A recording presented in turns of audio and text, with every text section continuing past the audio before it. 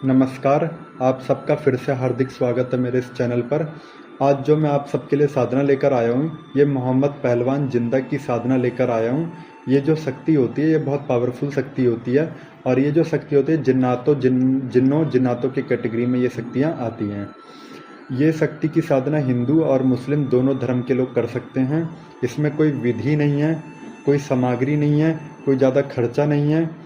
इसमें सटीक सा बस आपको करना ये है कि आपके लोकल में जो दरगाह या मस्जिद होगा, जो दरगाह होगी, ऐसी दरगाह जहाँ गांव में हो और जहाँ पे रात में कोई रुकता ना हो, वैसे दरगाह में आपको जाना है। वहाँ के जो मौलाना होंगे उनको बतानी है कि मैं यहाँ पे ऐसे ऐसे साधना करने आ रहा हूँ और मुझे इसमें कोई विघ्न उत्पन्न ना हो।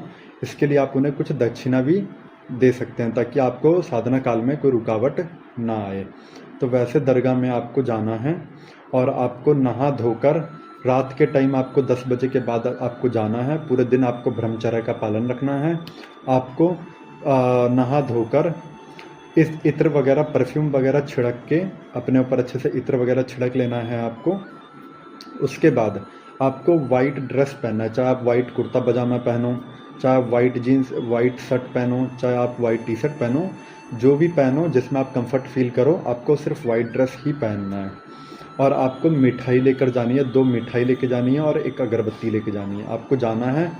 इसमें कोई रूल ये नहीं है कि आपको मुस्लिम तरीके से ही मतलब प्रार्थना करनी है। आप हिंदू हैं तो हिंदू तरीके से कीजिए, अगर आप मुस्लिम हैं तो मुस्लिम तरीके से कीजिए। आपको जाना है मस्जिद के अंदर, जो दरगाह है मस्जिद है जो भी है, वहाँ पे आपको जाना है रात के टाइम। याद रहे बस वो खाली होना चाहिए, वहाँ पे कोई लोग नहीं होने चाहिए रात के टाइम। वैसे दरगाह का आपको चयन करना, जो छोटे मोटे दरगाहें होती हैं ना गांव में, वैसे दरगाह में आपको जाना है रात में। उसके बाद फिर आपको जो मैंने सामग्री बताई अपने ऊपर इत्र वगैरह छिड़क लेना, नहा धोकर वाइट ड्रेस पहन के, सफ़ेद कपड़े पहन के, धूपबत्ती और मिठाई लेकर आपको जाना है। और आपको उनसे प्रार्थना करनी है कि हे पीर बाबा, क्योंकि हर दरगाह में कोई ना कोई एक पीर होते हैं जो वहाँ के मतलब शक्ति होते हैं, रेखपाल कह सकते हो आप उन्हें। तो आपको उनसे प्रार्थना करनी है कि हे पीर बाबा, मैं जिंदा पहलवान की साधना कर रहा हूँ, मुझे इसमें कृपया शक्ति प्रदान करें और मुझे या तो अपना कोई सेवक या दूत प्रदान करें। मैं यहाँ से खाली हाथ ना जाऊँ। और आपको बस प्रार्थना करनी है। आपको सीधा बोलना है कि मैं हिंदू धर्म से हूँ या मुस्लिम धर्म से हूँ, मुझे ना किसी के गीता या ग्रंथ, मुझे कुछ नहीं आता है, मुझे कोई मंत्र नहीं आता है, मुझे कोई तंत्र नहीं आता है और ना मुझे कोई रीति रिवाज आता है। जितनी बुद्धि मेरे पास है, मैं अपनी बुद्धि के अनुसार आपसे प्रार्थना कर रहा हूँ। आपसे मेरी ये प्रार्थना है कि मुझे एक शक्ति प्रदान करें। ठीक है, आपको उनसे 2-3 घंटे तक प्रार्थना करनी, जैसे हम अपने भगवान से प्रार्थना करते हैं किसी चीज़ को लेकर, वैसा आपको उनसे प्रार्थना करनी है। और आप एक दिन आपको करना है, 2 दिन करना है, तीसरे दिन आपको खुद ना खुद अनुभव होने शुरू हो जाएंगे। जैसे रात के टाइम ऐसा लगे कि कोई मतलब बाहर से आपको देख रहा है, आपको आकृति दिखना शुरू हो जाएगी। हो सकता है कि आपको आत्माएं दिखना शुरू हो जाएं, जिन्नात दिखना शुरू हो जाएं, लेकिन आपको डरना नहीं है। वो उन्हीं के दूत होते हैं जो परीक्षा लेने के लिए आते हैं। और अगर आप जैसे आप तो अंदर हैं तो आपको घबराने की बात नहीं है। वो जो शक्ति होगी वो बाहर ही रहेगी, अंदर नहीं आएगी, वो अंदर नहीं आएगी। आपको डरने की कोई ज़रूरत नहीं है। आपको अजीब अजीब से चीज़ें दिख सकते हैं, भूत प्रेत दिख सकते हैं, लेकिन आपको घबराना नहीं है। आपको बस प्रार्थना करनी है। बस अपने प्रार्थनाओं पे ध्यान रखना। इसमें बहुत सारे अनुभव होंगे आपको, जैसे हो सकता है आपके सामने सांप आ जाए, लेकिन डरना नहीं है, आपको उठ के भागना नहीं है। वो परीक्षा चलती हैं ताकि आपकी साधना खंडित हो जाए, आप उठ के भाग जाओ, डर के भाग जाओ, लेकिन आपको डरना नहीं है क्योंकि आपकी साधना है और आप अंदर हैं, महफूज हैं, पवित्र शक्तियाँ आपके साथ हैं। कोई भी नेगेटिव शक्ति अंदर नहीं आ सकती।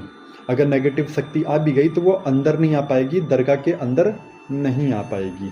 ठीक है, तो आपको अपने मतलब जो हैं आपको उनसे प्रार्थना करते रहनी है। डेली ऐसा आपको करते रहना है। एक हफ्ते के अंदर शक्ति आ जाएगी आपके सामने प्रत्यक्ष, और वो आपसे बोलेगी कि तुझे क्या चाहिए बता, मैं तेरे को वचन दे रहा हूँ। ठीक है, और ये कौन शक्ति होती है? वही शक्ति होती है जैसे आप देखते नहीं हो कि दरगाह वगैरह में जो कब्रें वगैरह जो होती हैं, जो लोग दफन वगैरह होते हैं, जो कब्र वगैरह जो आसपास बहुत सारे कब्र होते हैं, उनमें से ही कोई शक्ति जो होती है वो भ्रमण करते रहती हैं। तो उनमें से कोई शक्ति आकर आपसे बोल देगी कि तुम्हारी क्या समस्या है और तुम हमें क्यों सिद्ध करना चाह रहे हो। तो आपको अपनी समस्या बतानी है और फिर आप उस शक्ति से वचन ले लो, फिर उसको भोग जो आप लाए हो वो मिठाई वगैरह वो उसको दे दो। वो शक्ति जो है वो आपसे सिद्ध हो जाएगी।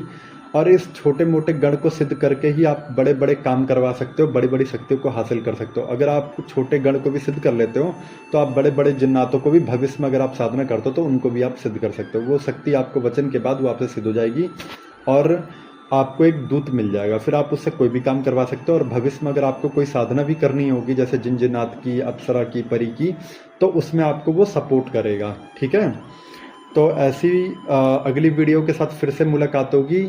एक नारा लगाइए, जय काल भैरव।